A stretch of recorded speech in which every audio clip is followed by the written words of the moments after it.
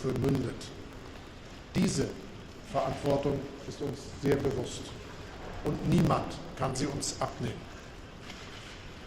Natürlich ist auch die Situation im Nahen Osten ein Thema für uns. Die barbarische Terrorattacke der Hamas auf Israel vom 7. Oktober hat die Lage massiv destabilisiert. Israel hat das Recht, sich zu verteidigen. Es ist mir wichtig, dies ganz deutlich zu sagen. Wir stehen an der Seite Israels. Und wir sind uns völlig einig, dass es nun mehr denn je darauf ankommt, eine weitere Eskalation und einen regionalen Flächenbrand zu verhindern.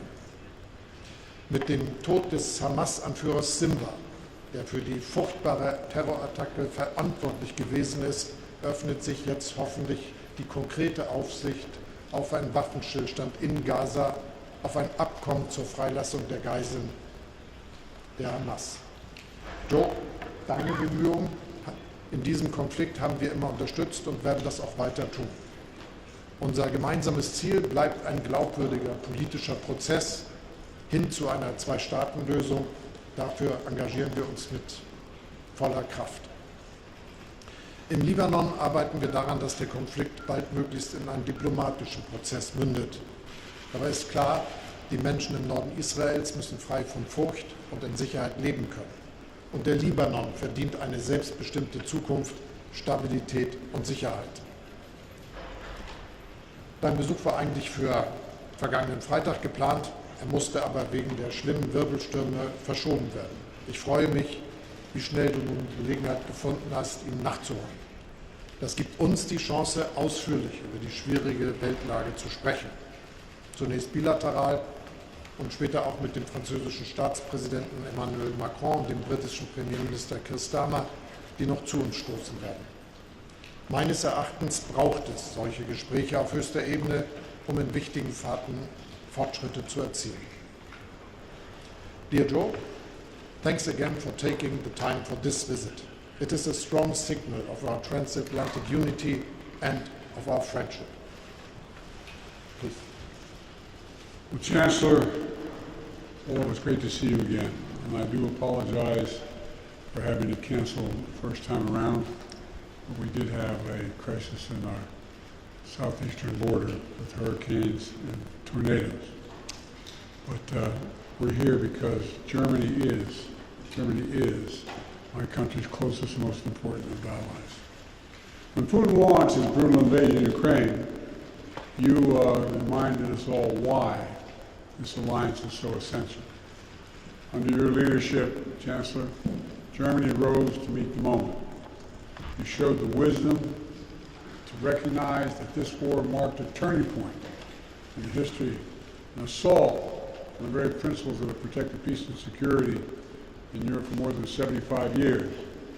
And then you summoned the resolve to act, remaking Germany's foreign policy to reckon with new realities, stand strong and steadfast with Ukraine.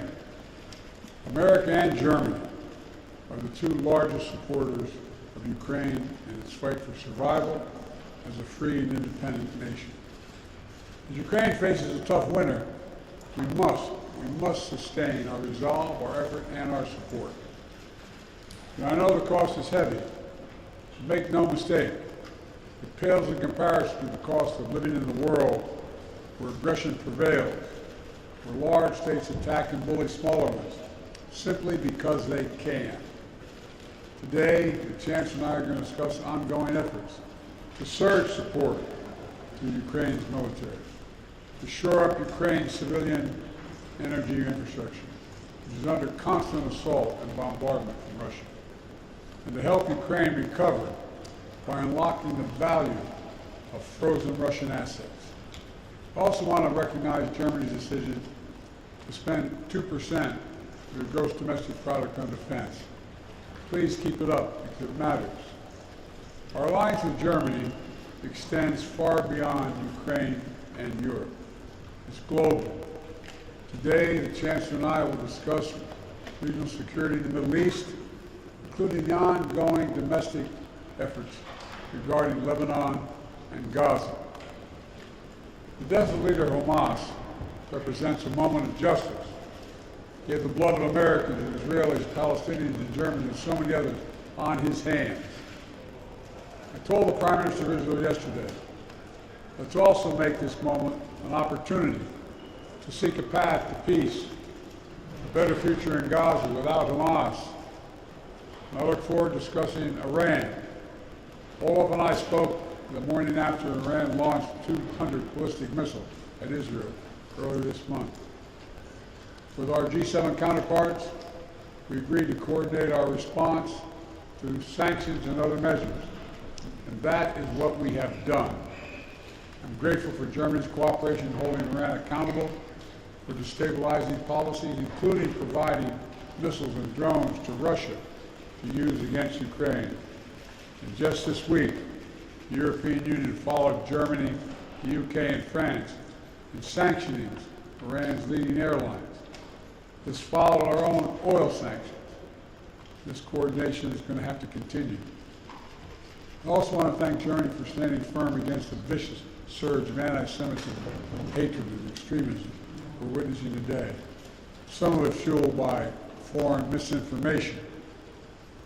As democratic allies, we have to remain ever vigilant against what I call the old ghost in new garments, ancient hatred surfaces. Our charge is to make sure that the forces holding our societies together and binding us in the common cause of human dignity and freedom remain stronger than the forces seeking to pull us apart. And finally, Chancellor, I deeply appreciate your partnership and the many times you've forsaken the easy choice to make the right choice.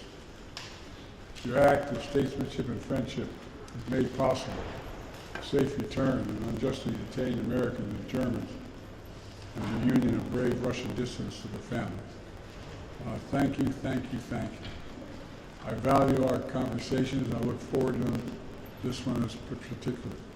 And I really mean it. I want to thank you for your friendship, not only personally, but I don't see how we maintain stability in Europe and around the world without a tight German-U.S.